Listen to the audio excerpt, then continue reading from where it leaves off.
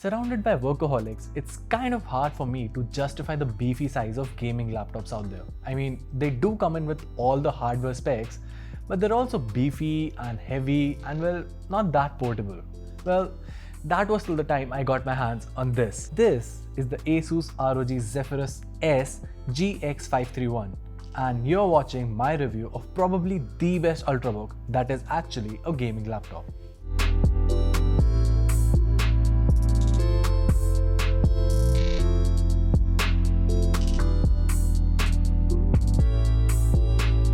Now before we get started, make sure to subscribe to the Mr. Phone channel and hit that bell icon to stay tuned of all our upcoming videos. We've got some great videos lined up for you guys, so make sure that you don't miss out on them. Now then, let's move on to the actual laptop.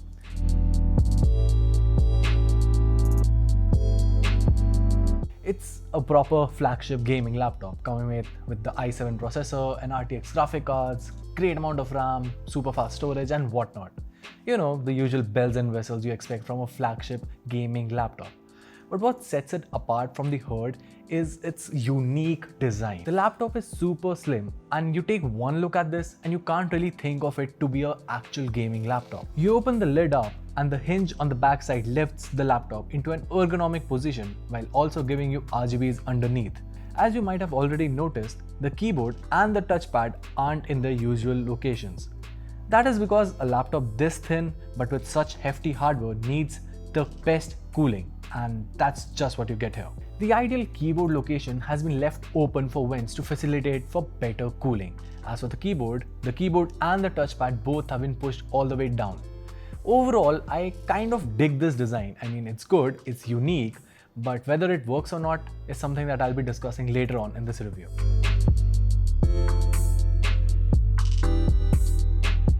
So in terms of connectivity, the ROG Zephyrus offers pretty much what you would expect from a gaming ultrabook, that too in 2019. You get a DC charging port, a USB Type-C port, two USB 3.0 ports and a 3.5mm headphone jack on the left side.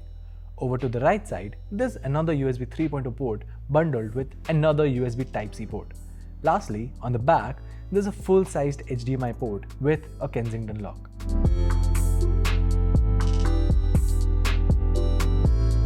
Now coming to the display on the ROG Zephyrus is probably one of the best displays that I've used on a gaming laptop.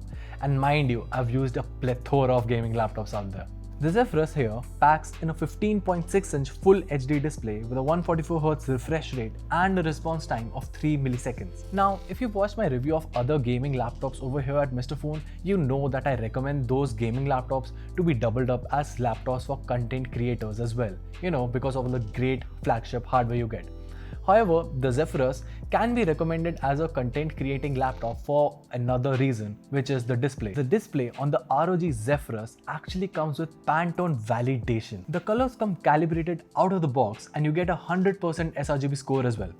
Everything looks absolutely breathtaking on this, and I have to applaud Asus for managing to craft such a great design all around it as well.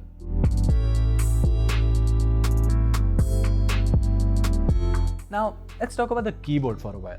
Let's start off with the positives.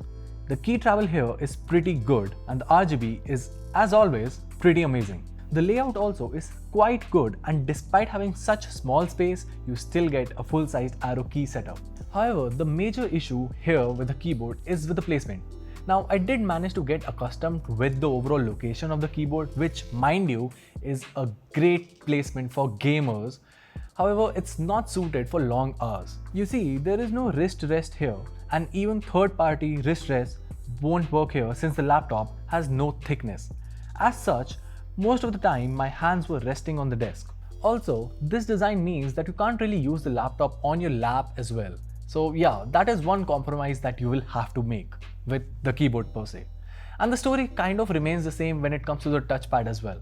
Without me even saying anything, you can see that it is way too shrunk down. Now while it does support all the Windows precision gestures, there's not really a lot of space to actually make use of them. You do get Asus's light up numpad, so that is something to be appreciated. That said, this is one laptop that literally forced me to use an external mouse. Now, you might be able to get accustomed to this layout, but that wasn't the story with me. I'm sorry, Asus.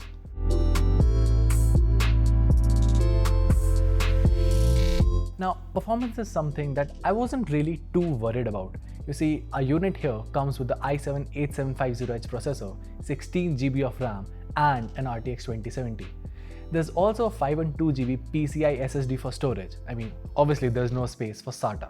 When talking about numbers, the Zephyrus manages to churn out around 90 FPS at ultra settings in all RTX games like the Metro Exodus, Battlefield 5 and Shadow of the Tomb Raider. In other titles like Apex Legends and PUBG, you can easily cross the 120 FPS mark. To be fair though, like I said, the performance of the laptop wasn't something I'd be doubting about. I mean, it obviously comes with flagship hardware, so there's nothing to be doubtful about.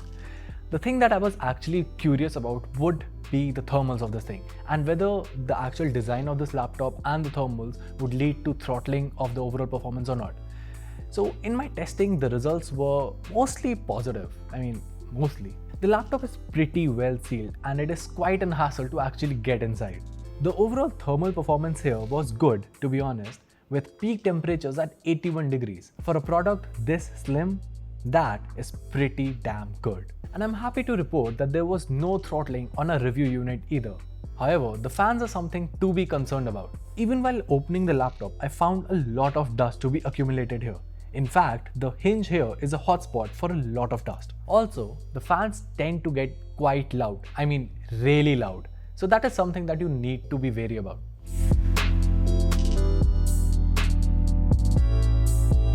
Last but not the least is battery life.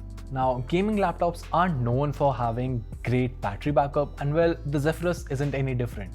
You can maybe squeeze around 3 hours of battery life on this thing, provided that you're running it on the silent or the battery saving mode. As for gaming, you can pretty much forget about it because at most you'll be able to squeeze out a full-fledged match of Apex Legends, and that's it.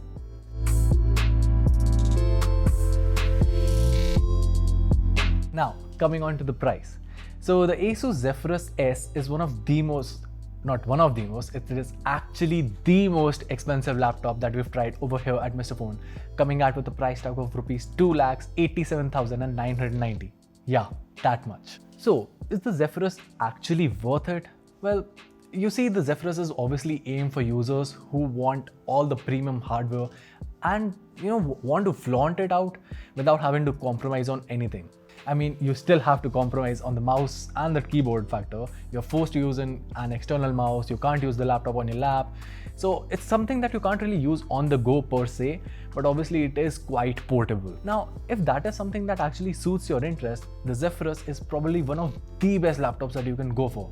It screams premium, it has a very unique design, looks great, performs well, and is pretty good. However, if you just want the hardware to achieve the maximum performance from a laptop, you can actually look for gaming laptops half the price of the Zephyrus. I mean, you would still get similar performances and you won't have to shell out a lot of money. Well, that was my review of the Asus Zephyrus S GX531.